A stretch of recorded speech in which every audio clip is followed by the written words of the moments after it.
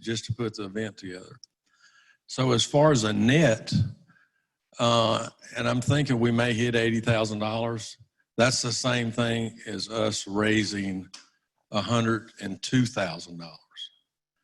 So I want to give y'all a hand because this club is somewhere north of contributing $30,000 to the event.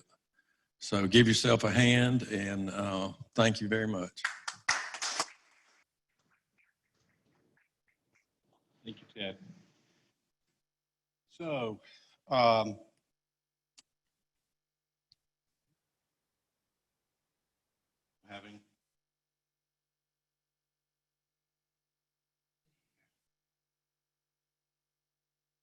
not going to advance, but we're going to move on with the program, and we're proud to have with us Mark Ingram, the athletics director for the University of Alabama, Birmingham.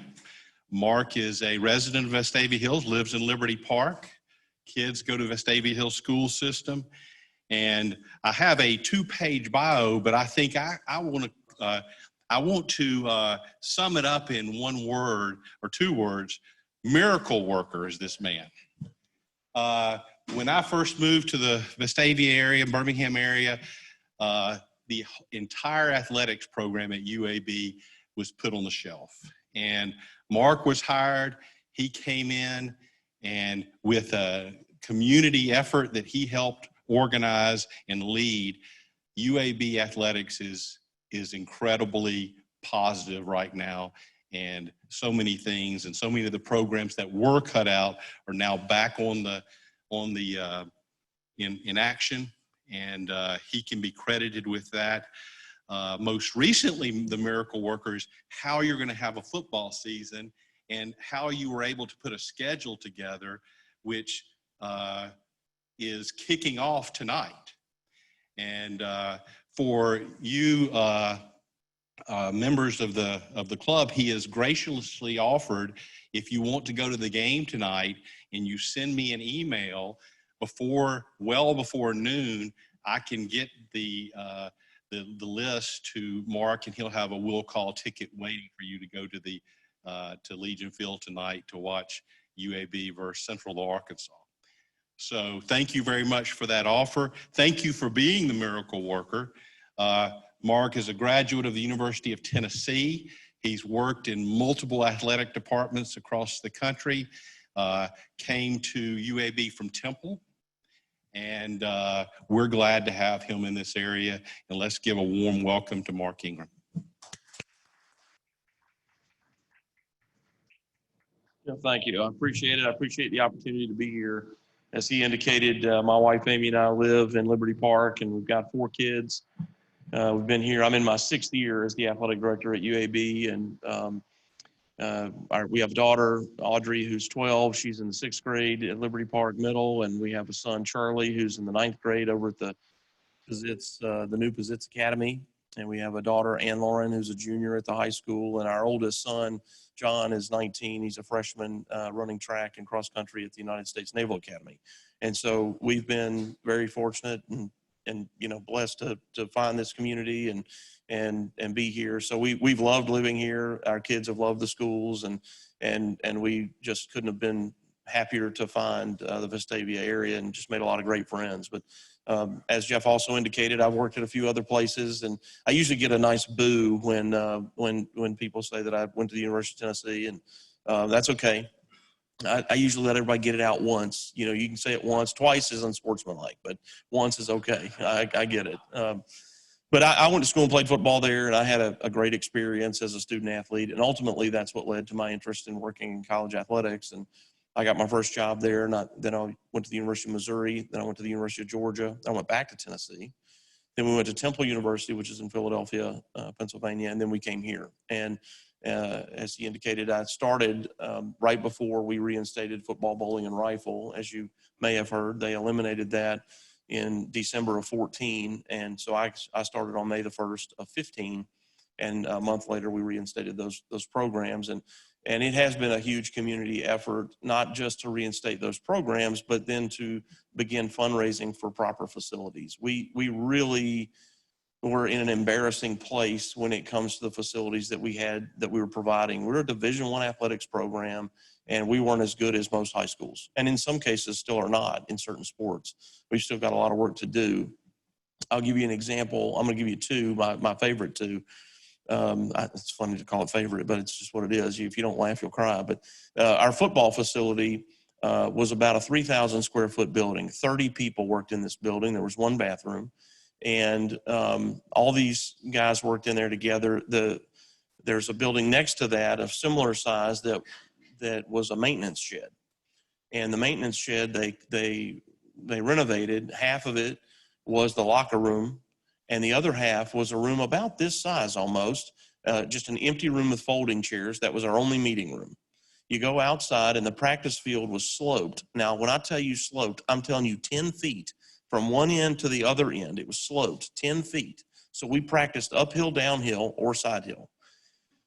So that was our practice facility for football. So when you're trying to recruit and really go get players that have options, right? You don't just, like, you can find players. Finding players is not hard.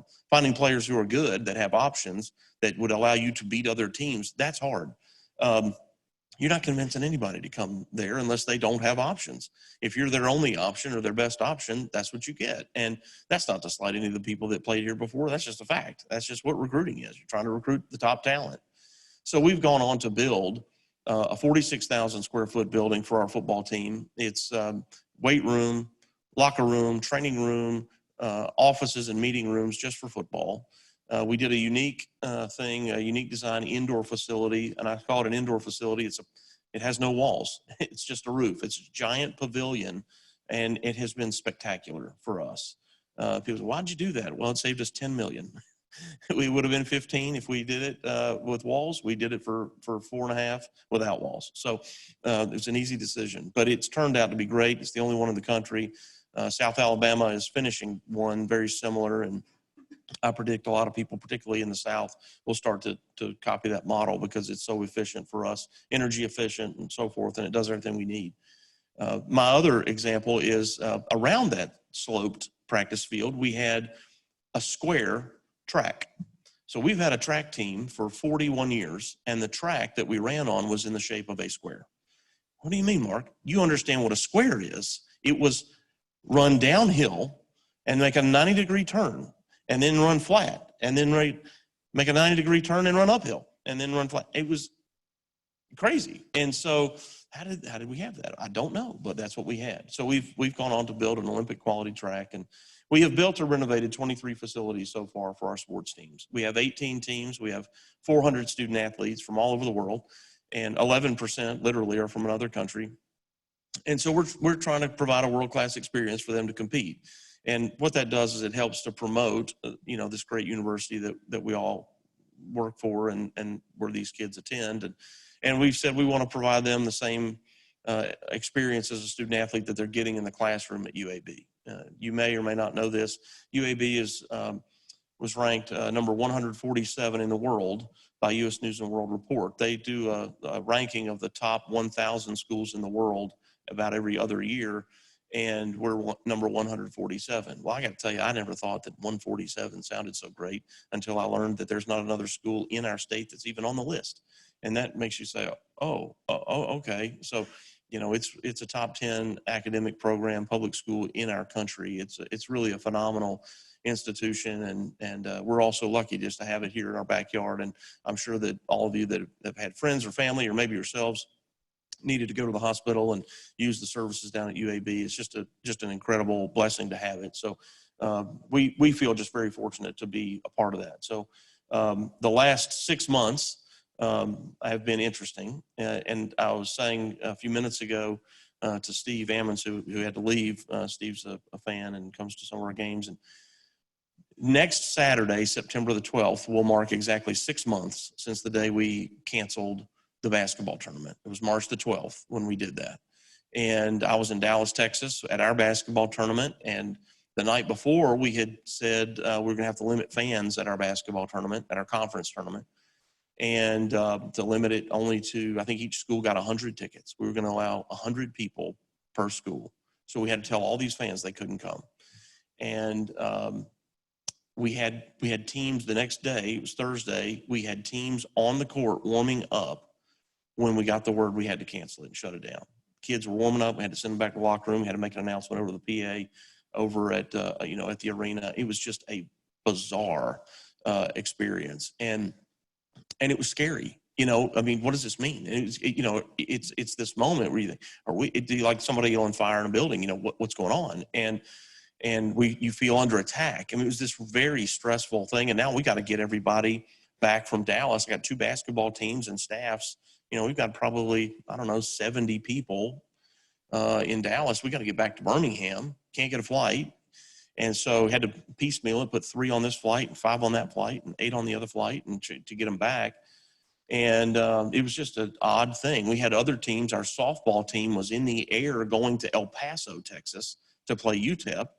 They landed, Coach, I need you to plane turn around, come back, and they couldn't get a flight. So they had to spend a night and then come back. And, golf team was in Savannah, Georgia, getting ready to play a tournament and pulled them off the course. And the whole thing, it was just odd. And we have met as Conference USA athletic directors and presidents. We've met at least once, if not twice a week since that time, and doing it all virtually, and talking about what will this be, what will happen for football season and so on. And I'll get to that in a second. But in the short term, life was still happening every single day. And so you're recognizing that there's going to be a massive economic change in your department. What are you going to do to prepare for that? We had 5 different coaching changes over the last 6 months. Our head basketball coach, our head softball coach, our head baseball coach, our head beach volleyball coach. You probably don't know we had beach volleyball, but we do. We were one of the first beach programs in the country right here in Birmingham. And our head indoor volleyball coach. All 5 of those coaches took other positions somewhere else or left and retired. Our baseball coach retired. So we replaced all those, all virtually, doing Zoom meetings and, word of mouth and trying to get references and meet people that way. So we've done that and transitioned all those staff. Sadly, we had to furlough 22 people during the summer who we weren't having events and we didn't have our student athletes on campus. The UAB went to virtual learning over the summer, so there were no students around and none of us were around. And you start trying to figure out ways to save as a result of not being on campus. We didn't do summer school, which saved $700,000.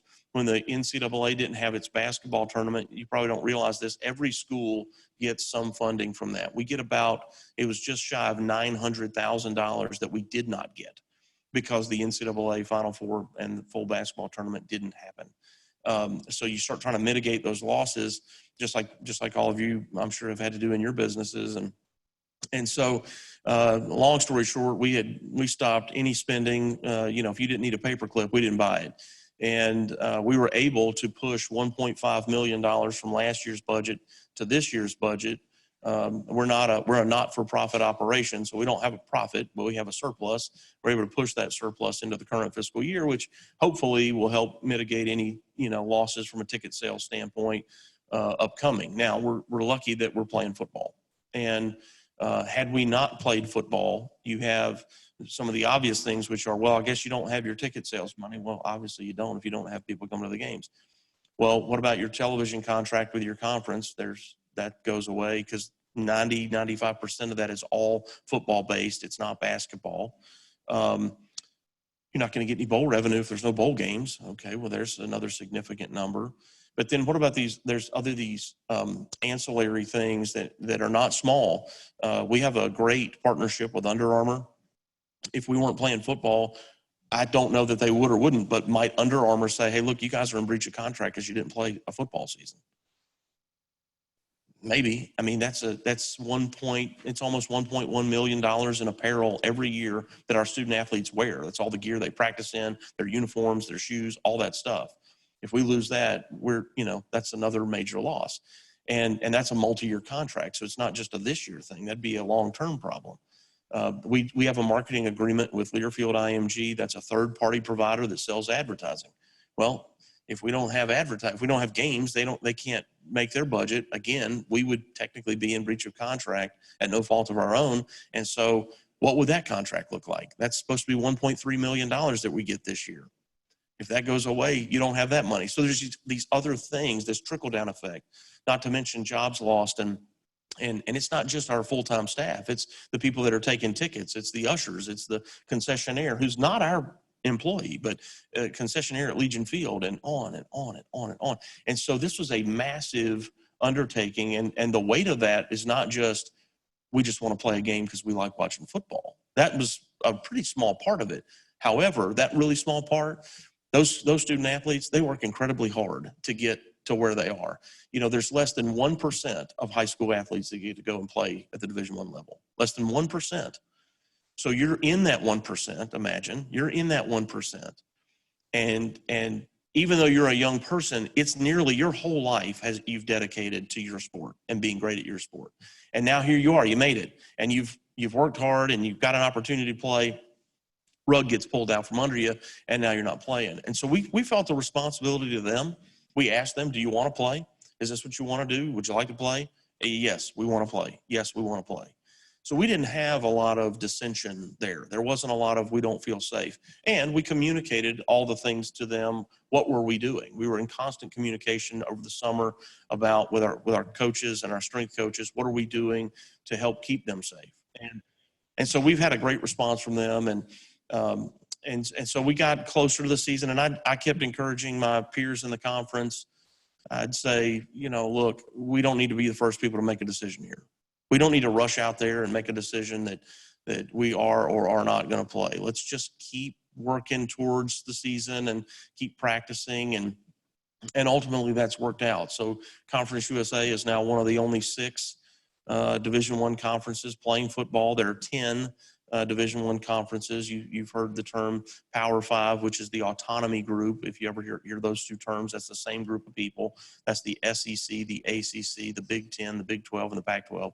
Then there's the group of 5, which Conference USA is a part of, the American Conference, Conference USA, the Mid-American Conference, the Mountain West. And so of those 10, 6 of us are still playing football. And then there's a few others. Army, for example, is an independent. They're still playing. Air Force is still playing. And I think there are 9 FCS programs that are still playing. So FCS football, Sanford is in the FCS. Jacksonville State is in the FCS. There's 9 schools still playing football. And so as people started dropping out, we lost 2 games. We were supposed to play Alabama A&M, and that conference, the SWAC, the Southwest Athletic Conference, they decided to not play in the fall, which is their decision. They're going to try to play in the spring, but we lost a home game. So coming back to trying to mitigate losses, okay, wait a minute. If I just lost that and you were a season ticket holder, am I going to have to reimburse you that season ticket for that game? Maybe not the whole season, for that one game. Well, the right thing to do would be, yeah, we offer you a reimbursement.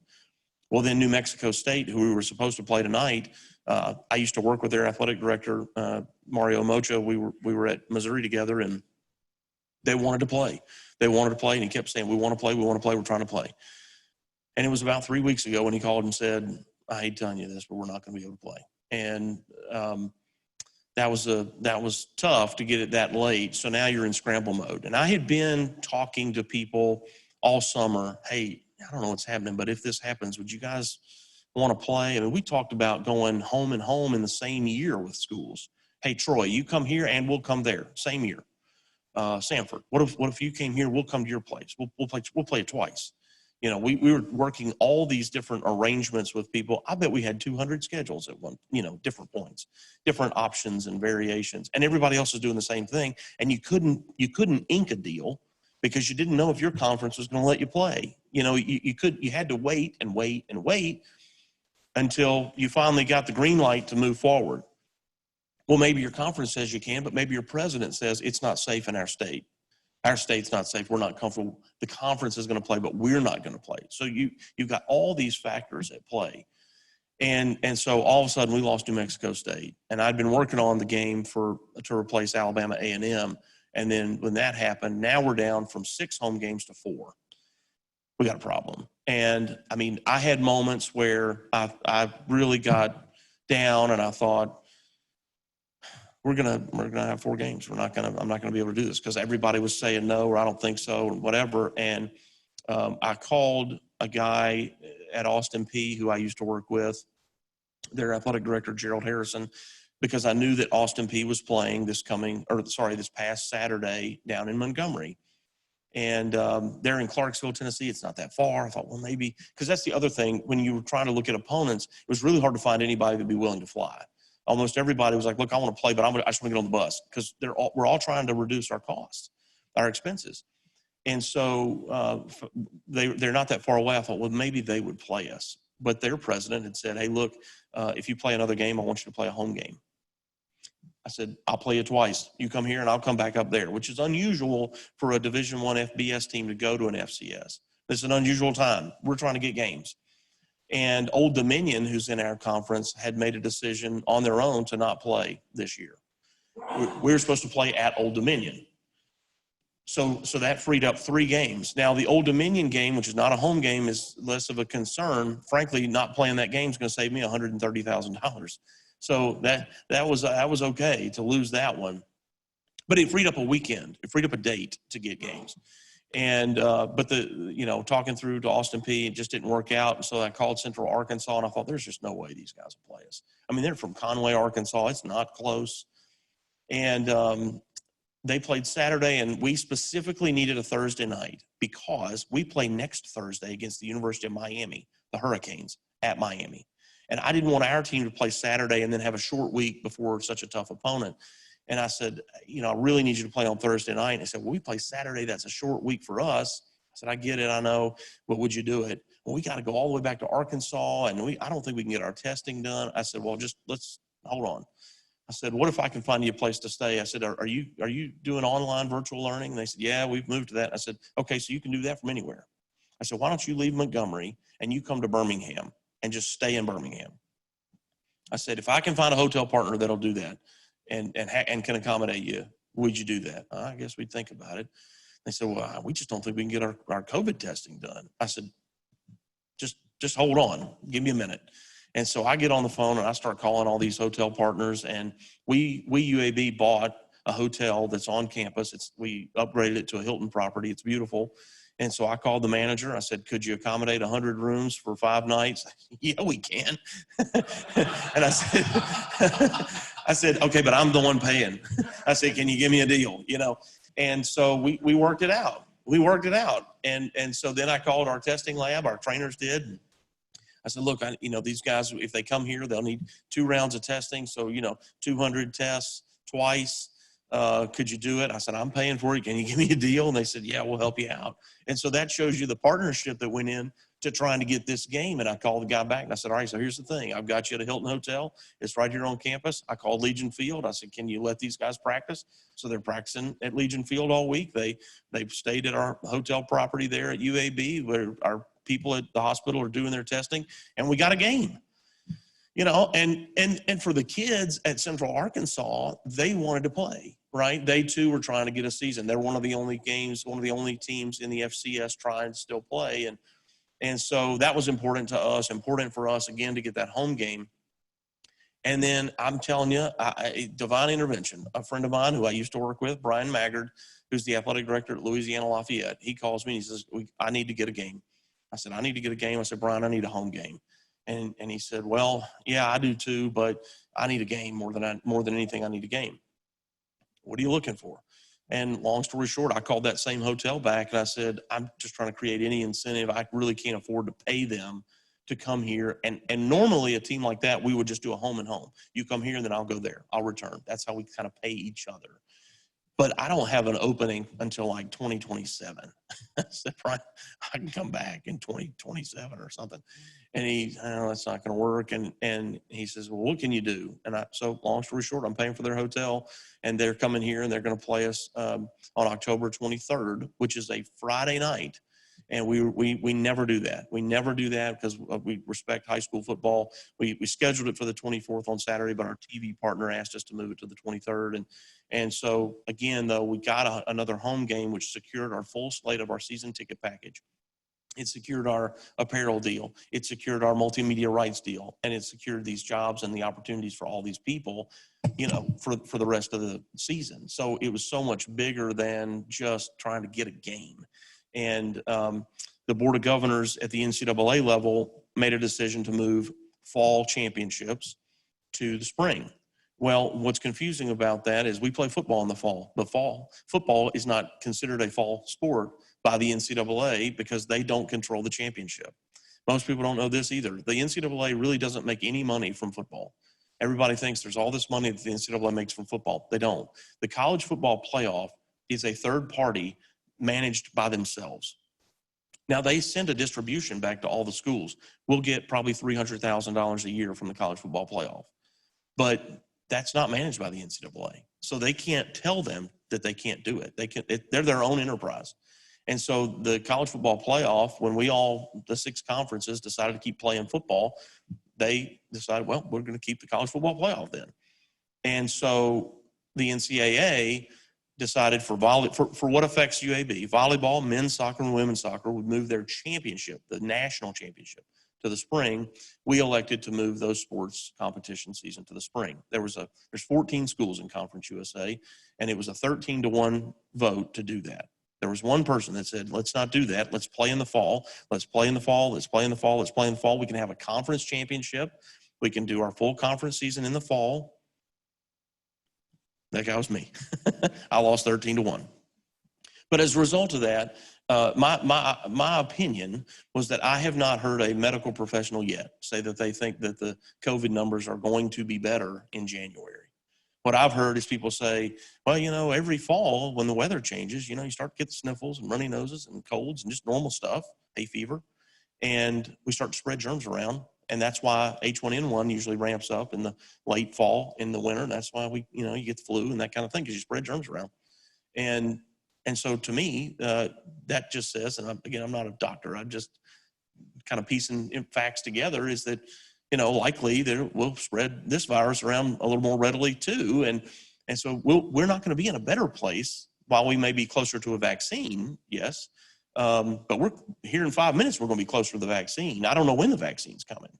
And so I just said, what we know is what we know today. Let's play today. And so we're actively scheduling what's called non-conference competition for volleyball, men's and women's soccer to play games this fall in what's referred to as the non-championship segment.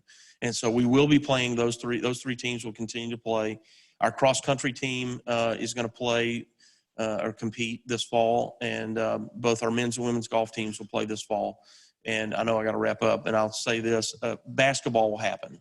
So that's the other question that I get is, what about college basketball? Well, the NCAA does make all their money from basketball. So you will see that happen. And we may back up a couple of weeks in terms of start date and get closer to Thanksgiving. A lot of universities are planning to send kids home for Thanksgiving and then not bring them back, finish the semester online. And so there's just a feeling that when there's fewer people around the campuses that it becomes safer. So we'll see how that plays out, but that's what I would predict is somewhere around November 25th, we'll start our basketball season on the men's and women's side and play from there. So I'm sorry I don't have time for questions, or maybe I do, but we ended it a little bit early so that we could have questions answered. I know sorry, I didn't mean to ramble. No, you've done great. And let me also say, and Jeff said this, so if you're interested in coming to the game tonight, we'd love to have you as my guest. Send him an email. All I need is the name of the person that's going to pick up the tickets and how many you need. It's not one ticket. However many you need, you just tell me. And but you'll need an ID. The reason I say that, so don't give your name if you can't come or if you're not the one picking up the tickets. But we'll take care of you. That's anybody at home or at work or you guys. So, yes. On your square track, Yeah. Always downhill, but you could only go about 80 yards, so it was really fast. Really fast. Yeah. Yes, sir. What network tonight? I tried to find this morning Yeah. the game. The question just for the remote attendees was what network tonight? Yeah, ESPN3, which is on your computer. I talked to, there's an ESPN exec that I've got a relationship with, and I said, how are y'all not showing this game tonight? And he shook his head. He said, I talked to our programmers. He said, they just said they had something else. Something else? What are you talking about? Like another rerun 30 for 30? Like we've seen 900 times? He said, I don't know, maybe. So, yeah, we're on ESPN. We'll be on ESPN next week, the flagship, when we play Miami. And then we'll be back on it again when we play South Alabama 3 weeks from now. So,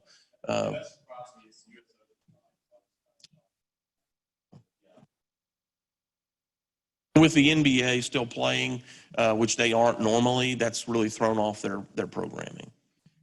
Mark, I'd like to ask a question. Sure. You're obviously a can-do guy. You're obviously the glass is half full type of guy.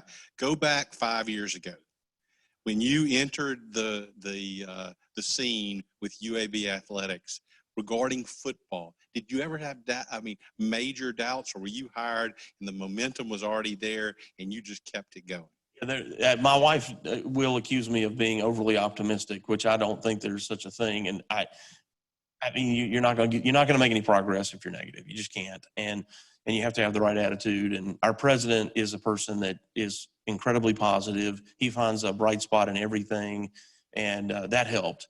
And no, there was not any momentum really when I got here. The plan as it was, when I interviewed at the end of April, I asked the president, I said, it was just him and I in his office. And he said, do you have any questions? We'd gone through some things. You got any questions for me? And I said, if you don't mind, I said, I'm sure you would expect this. I said, where are we with this football thing? I mean, are we wanting it to come back? Are we not wanting it to come back? I just want to know what it is. What am I getting into? And he said, look, we've hired a third party to do a study to see what the cost would be to bring it back. They're going to deliver that on May the 15th. And he said, Mark, if we can bring it back, I'd love to bring it back. He said, but I'm not going to bring it back and it be the way it's been. He said, it's just not fair to anybody. He said, and we're just limping along, and it's incredibly expensive. I mean, football probably at that time was an $8.5 million a year venture to just be not good. And when you don't have a good facility, you can't recruit good players, which means you can't win games. So what was the incentive for somebody to go to Legion Field and watch a bad team play? Low. Nobody's going. And so it was just more and more costly. And so there was this moment, though, where he said he could have done, and just imagine a conversation where he says, look, it's not going to happen. But that's not what he said. He said, look, I'd love to bring it back, but we got to have the funding to do it. And we had a meeting one night where we had all the sort of Birmingham superheroes in the same room. Of course, I didn't know any of them. And we had a presentation. Here's how much money we have. Here's what it's going to cost. What do y'all want us to do? And people had seen in the most interesting way how their businesses, which they thought were completely unrelated, some guy in Hoover was building a strip mall, but his electrician's daughter was a cheerleader at UAB, and she's upset, so he's upset, so the electrician walked off the job. Well, what's it got to do anything with the strip mall in Hoover? And he's like, I don't know, but I tell you what, boss, you know the president of UAB, you call and figure it out. And this kind of thing was happening all over town. And that's what these folks recognized. And so it helped them when they heard things like, for every 1,000 UAB students, how about this? Sports helps drive enrollment at every university, right? It's just part of the social program at any university. Same with the rec center, the dorms, the quality of the cafeteria. These are all social things. Once you figure out I want to be an engineer and you lock into the school you want to go to, you make the decision on where based on these social factors. College athletics is one of those social factors. And so when you learn that, and then you learn that for every 1,000 UAB students, they drive $50 million a year in economic impact to our community. $50 million a year, okay, for every 1,000 UAB students, and trying to drive an increased enrollment. When you learn that, and now business people go, okay, wait a minute, this is a business decision. This is not just about having a football team. This is a business decision. And so these folks got together. They helped us finish raising the money. We raised $17.2 million in about a month. And we were able to reinstate the programs. And when you see that sort of community involvement, that's what gave me optimism to be able to raise the money for the practice facility and all these others. We've raised over $100 million in the last 5 years, and for UAB athletics. And that's no small task. And again, that's been able to turn around and reinvest it back in those kids. So that's awesome. And we're just proud of your accomplishments. Thank you. We hope for the Blazers to win big tonight. I listen on sports radio. I think you're a double-digit favorite. I don't know, but hey, look, Central Arkansas finished 8th in the FCS last year. They're a good team, and they played this past Saturday, so they've already played a game, and I watched some of it. I thought they looked pretty good, and I'm sure plenty of things that they'd like to correct. But yeah, so we'd love to have you. Please come out. round of applause for him. And as a token of our appreciation, this is a cooling towel that doubles as a mask if you need it. So Thank you very much. We Thank you. appreciate having you. Thank So, you. Well, and I'll say this, you have to wear a mask tonight. And, you know, I've talked so long, I didn't get into that, but we'll be wearing masks, you know, at all times in the stadium. And we've asked people not to tailgate. And we've got all the social distance measures taken in place for seating in the seating bowl. And, you know, it comes down to accountability and us all being responsible and doing what we're supposed to do and acting right. And if we keep doing that, we can keep having fans come to our games. So thank you. appreciate you. Okay. Any questions? Then let's stand and recite the four-way test. And Greg, you kick us off. Think, say, or do. Is it the truth? Is it fair to all concerned? Will it build goodwill and better friendships? Will it be beneficial to all concerned? Thank you and have a great day. Mark, thank you for taking the time.